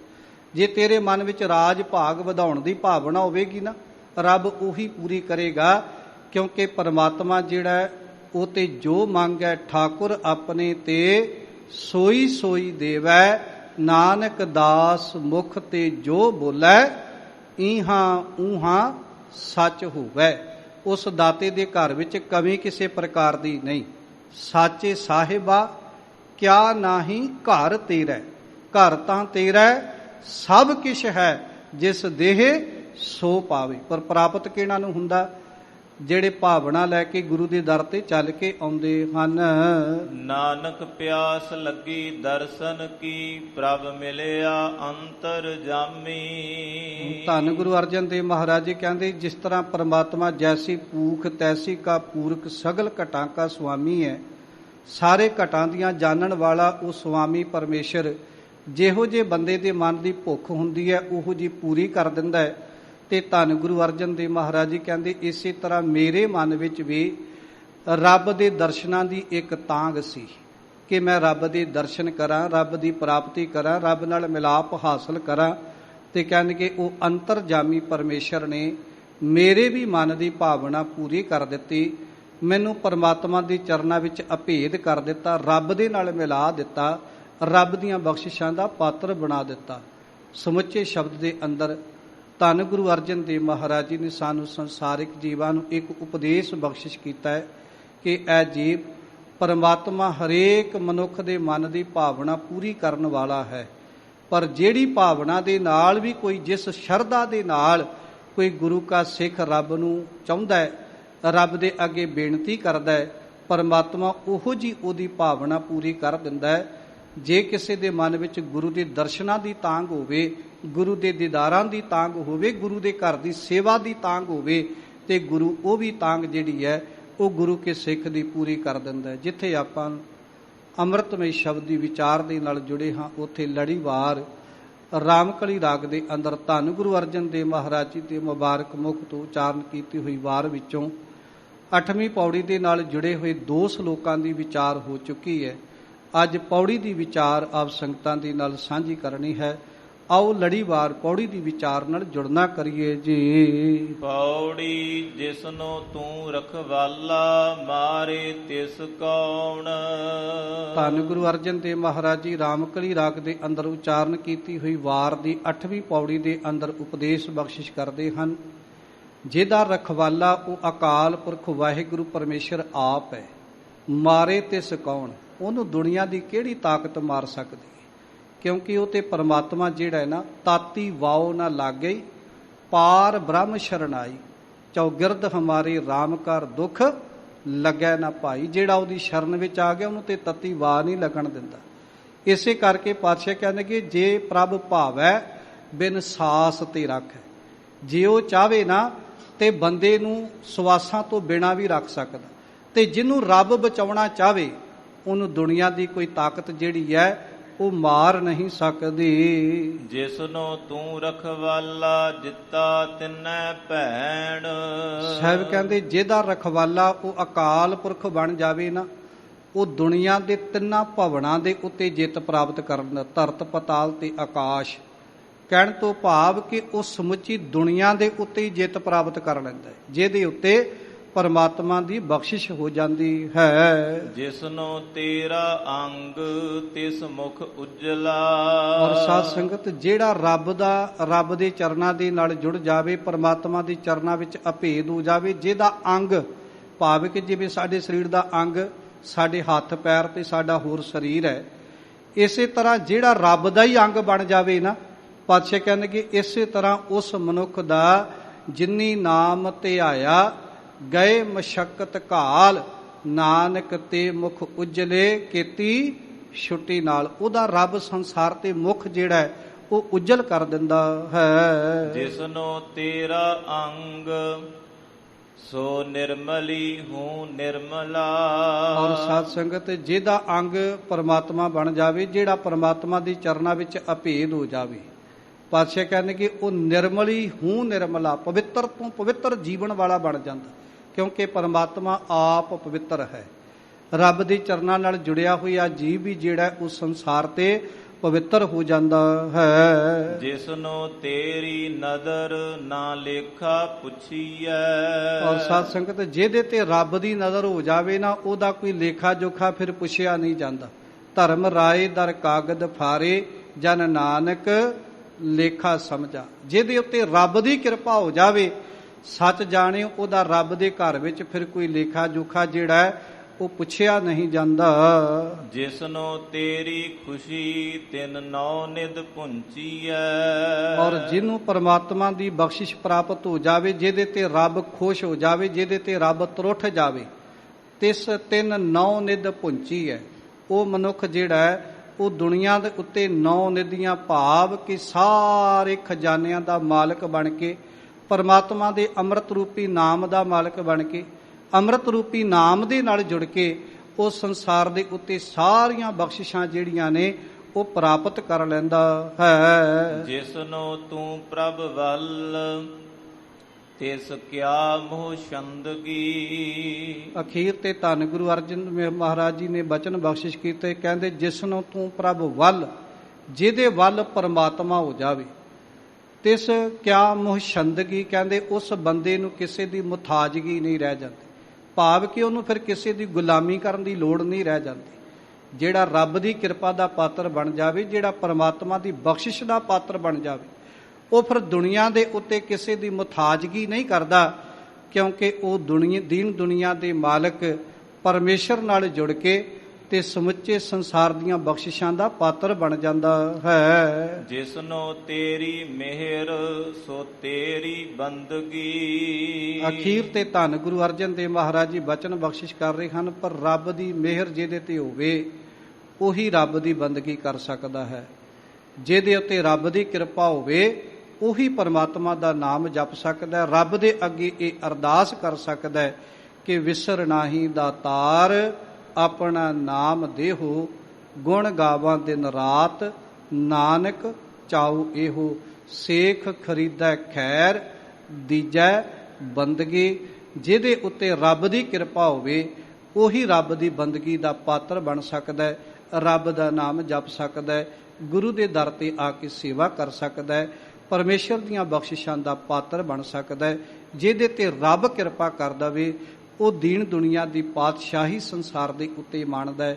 ਰੱਬ ਦੀ ਕਿਰਪਾ ਦਾ ਪਾਤਰ ਮਨੁੱਖ ਸੇਵਾ ਕਰਨ ਵਾਲਾ, ਗੁਰੂ ਦੇ ਦਰਸ਼ਨ ਕਰਨ ਵਾਲਾ ਅਤੇ ਸਤਿਗੁਰੂ ਪਾਤਸ਼ਾਹ ਜੀ ਦੇ ਘਰ ਵਿੱਚ ਆ ਕੇ ਕੀਰਤਨ ਕਥਾ ਵਿਚਾਰ ਸੁਣਨ ਵਾਲਾ ਪਰਮਾਤਮਾ ਦੀਆਂ ਬਖਸ਼ਿਸ਼ਾਂ ਦਾ ਪਾਤਰ ਬਣ ਜਾਂਦਾ ਹੈ। ਜਿੱਥੇ ਸਾਧ ਸੰਗਤ ਆਪਾਂ ਲੜੀਵਾਰ ਗੁਰ ਸ਼ਬਦ ਵਿਚਾਰ ਦੇ ਨਾਲ ਜੁੜੇ ਹਾਂ, ਲੜੀਵਾਰ ਸ਼ਬਦ ਵਿਚਾਰ ਦੀ ਸਾਂਝ ਪਾਉਂਦੇ ਆ, ਇੱਕ ਨਹੀਂ ਅਨੇਕਾਂ ਪ੍ਰਕਾਰ ਦੀਆਂ ਭੁੱਲਾਂ ਗਲਤੀਆਂ ਹੋ ਗਈਆਂ ਹੋਣਗੀਆਂ। ਸਾਧ ਸੰਗਤ ਅਤੇ ਸਤਿਗੁਰੂ ਪਾਤਸ਼ਾਹ ਬਖਸ਼ਣਯੋਗ ਹਨ, ਬਖਸ਼ ਲੈਣਾ।